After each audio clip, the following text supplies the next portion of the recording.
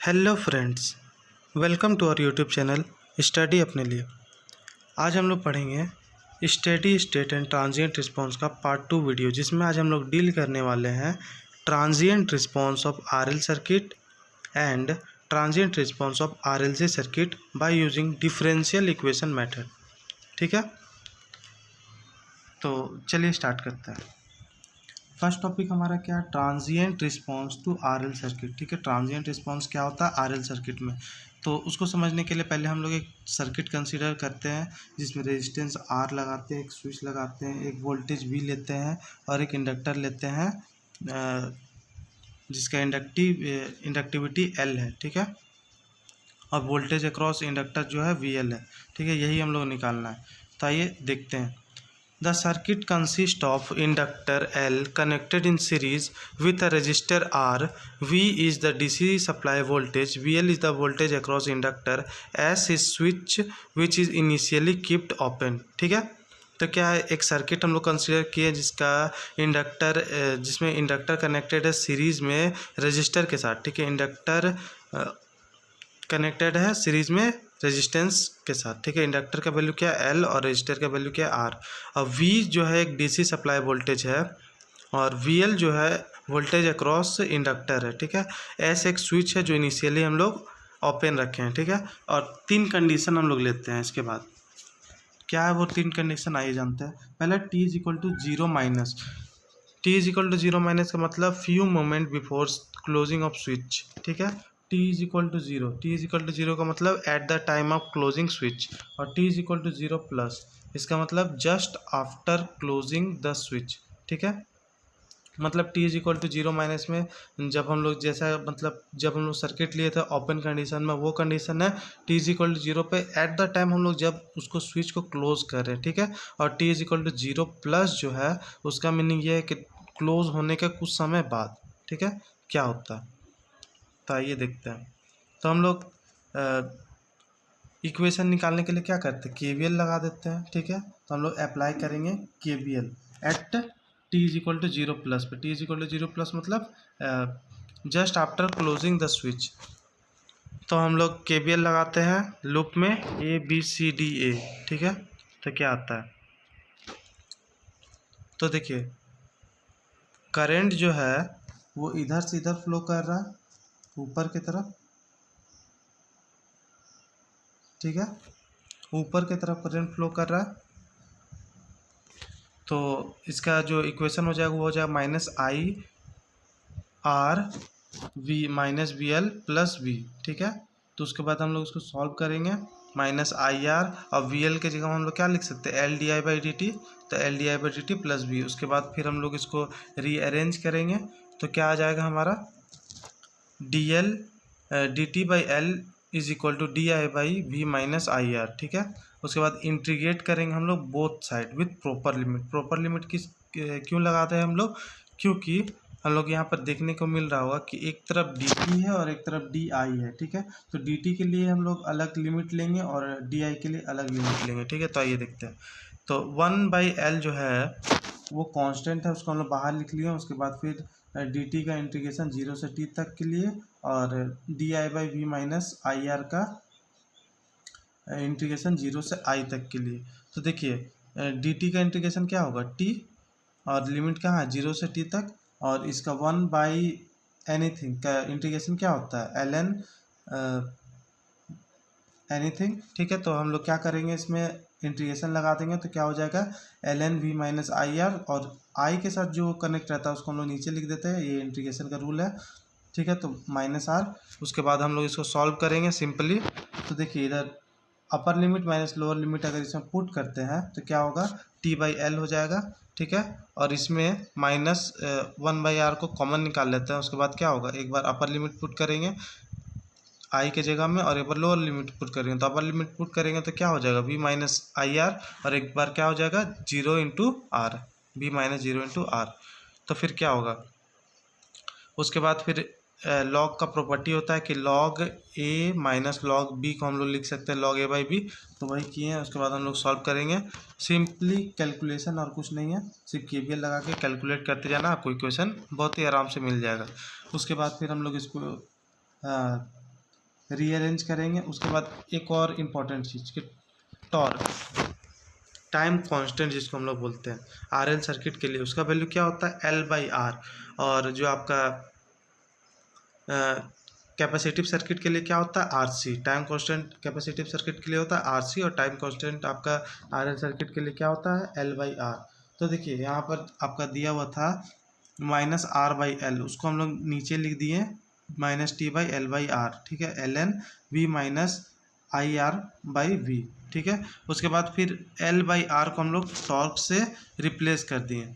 तो देखिए इससे क्या हुआ, उसके बाद हम लोग ln को जब इस साइड भेजेंगे तो ln को इस साइड भेजते हैं तो क्या होता है e के पावर में चला जाता है, तो V - T/τ is equal to V - IR। तो हम लोग I का वैल्यू निकाला था, तो I का वैल्यू निकल गया। हम लोग रीअरेंज कर देंगे V/R 1 - e के power -T/τ, where tau is equal to L/R, ठीक है। टाउ क्या है, टाइम कांस्टेंट है। तो यहाँ पर हम लोग V/R को I0 मान लेते हैं अगर, ठीक है, तो इक्वेशन क्या हो जाएगा, सिंपली करने के लिए और कुछ नहीं है, इक्वेशन क्या हो जाएगा, I of t is equal to I0 1 - e के पावर -T/τ, ठीक है। तो बस इतना ही था। अब इसके हम लोग ग्राफ के थ्रू समझने की कोशिश करते हैं। तो आइए इसका ग्राफ देखते हैं। तो हम लोग ग्राफ के लिए कुछ कंडीशन पहले लेंगे, ठीक है। तो क्या कंडीशन लेते हैं उसको देखते हैं। पहले हम लोग इक्वेशन को लिखे हैं यहाँ पर। इक्वेशन लिखने के बाद हम लोग पहला कंडीशन लेते हैं t इज इक्वल टू 0 पे क्या होता है, ठीक है। At time t is equal to 0 पे क्या होता है, 0 मतलब हम लोग बोल सकते हैं 0 प्लस पे सम टाइम रखने के बाद क्या होता है। तो t की जगह हम लोग 0 पुट करेंगे, आई ऑफ t की जगह में जहाँ जहाँ t होगा वहाँ वहाँ 0 पुट कर देंगे। तो 0 पुट करने के बाद क्या आ जाएगा, e के पावर में -0/e, मतलब e के पावर में 0/e, e के पावर में 0, e के पावर में एनीथिंग के पावर में 0 क्या होता है 1 होता है। तो 1 - 1 0, तो i of 0 is equal to 0, ठीक है। तो इनिशियली जो ग्राफ होगा वो मतलब 0 पे जब होगा तो एकदम यहीं पर होगा 0 पे, ठीक है। उसके बाद सेकेंड कंडीशन लेते हैं हम लोग, t is equal to tau. T is equal to जब टाउ पर होगा मतलब L/R पे होगा तब क्या होगा, तो t is equal to tau पर जब कंडीशन लेंगे तो e के पावर -τ/τ कट जाएगा, तो बचेगा 1 - e के पावर -1। तो इसको कैलकुलेटर में सॉल्व करेंगे तो हम लोग का कुछ इतना वैल्यू आता है 1 - 0.37। उसके बाद उसको सॉल्व करेंगे तो आ जाएगा 0.63 I0, ठीक है। तो जब टाउ पर इसका वैल्यू कितना हो जाएगा 0 - 63 I0, ठीक है। उसके बाद हम लोग एक और कंडीशन लेते हैं, ठीक है। t is equal to infinity, T is equal to infinity पे क्या होता है कि e के पावर में इन्फिनिटी हो जाता है, e के पावर में इन्फिनिटी का वैल्यू कितना होता है 0, ठीक है। तो t is equal to infinity पे क्या होता है, i जो होता है वो मैक्सिमम होता है कितना I0, ठीक है। I0 कितना था V/R।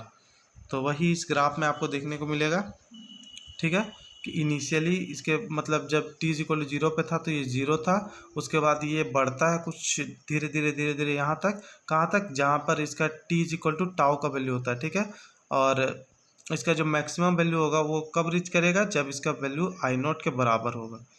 कुछ यहाँ पर कब होता है ये, इन्फिनिटी टाइम पे, पूरा टच तो नहीं करता लेकिन इन्फिनिटी टाइम पे ये हो जाता है, ठीक है।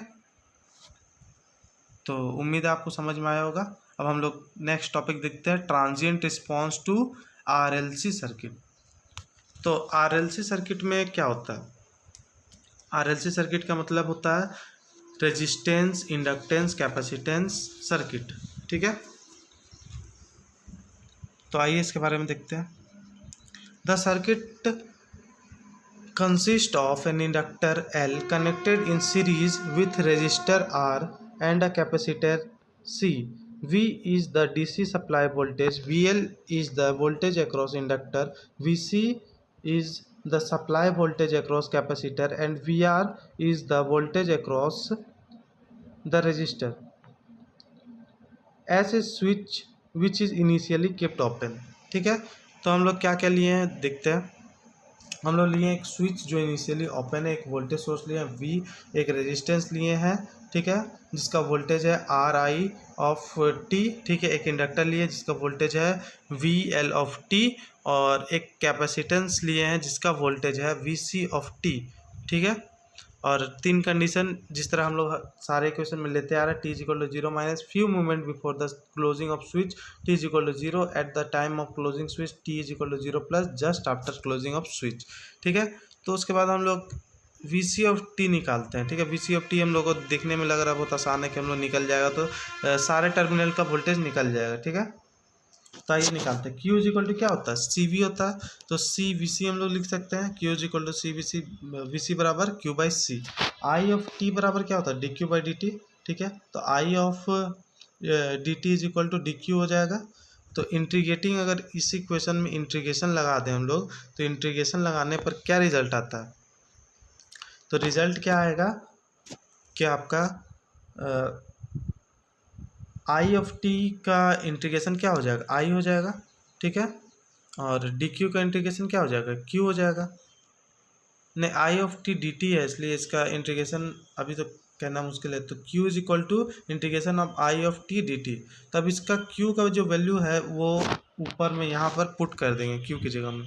तो क्यू की जगह में अगर पुट कर देते हैं तो वी सी का वैल्यू क्या आ जाता है, one by C integration of I of T D T, ठीक है।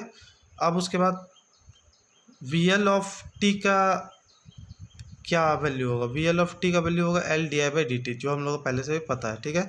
उसके बाद हम लोग क्या करेंगे, सिंपली के वी एल लगा देंगे, ठीक है, के वी एल लगा देंगे। उसके बाद हम लोग का आराम से निकल जाएगा।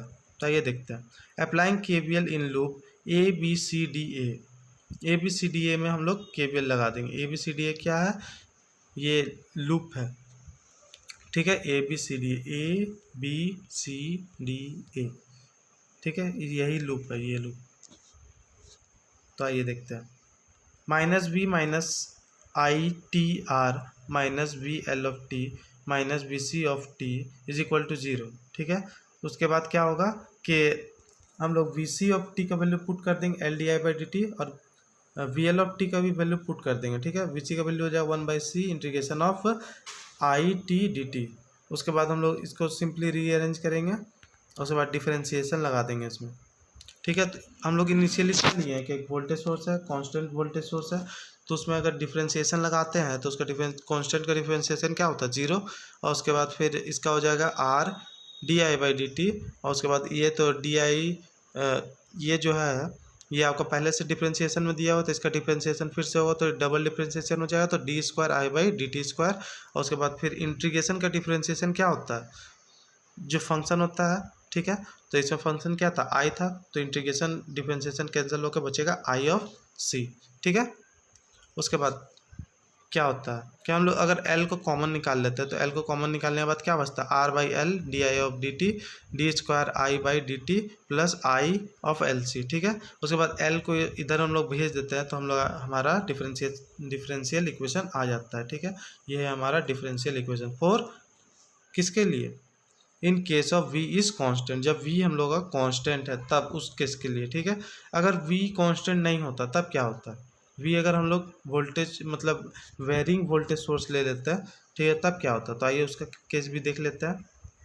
Late v is not constant, तो v अगर कांस्टेंट नहीं होता तो क्या होता है, तो v अगर कांस्टेंट नहीं होता तो वी टी हम लोग लिखते हैं is equal to I of T into R L D I by D T I one by C I of T का इंटीग्रेशन डी टी के साथ, ठीक है। उसके बाद इसका डिफरेंशिएशन करेंगे तो D V of T R D I by D T और L D square R I by D T square plus I of T C, ठीक है। इतना आ गया, बहुत ही सिंपल था, सिर्फ डिफरेंशिएशन था और कुछ नहीं था। केवीएल लगाना है, डिफरेंशिएशन करना है और कुछ नहीं, इक्वेशन आ जाएगा, ठीक है। तो ये जो इतना कॉम्प्लेक्स इक्वेशन आ गया, ये डिफरेंशियल इक्वेशन के कारण आ गया क्योंकि ये सेकेंड ऑर्डर डिफरेंशियल इक्वेशन है, इसलिए थोड़ा सा ये आपको देखने में टफ लग रहा होगा। अगर इसी को हम लोग ट्रांजिएंट मतलब इसी को हम लोग अगर लैपलस से सॉल्व करते हैं तो इतना टफ नहीं होता, ठीक है। तो इसको हम लोग लैपलस से भी देखेंगे, तो यही नोट में लिखा हुआ है, response of RL circuit depends on the type of input supply voltage, ठीक है। In order to simplify above differential equation, we transform the equation to frequency domain using Laplace transform, Laplace transforms help us to analyse the response of RLC circuit. ठीक है, तो Laplace transform से हम लोग को better तरीका समझ में आएगा। तो आज के लिए इतना ही। अगर आपको हमारा वीडियो पसंद आया हो तो इसे लाइक करें, सब्सक्राइब करें और अपने दोस्तों तक भी शेयर करें। Thank you.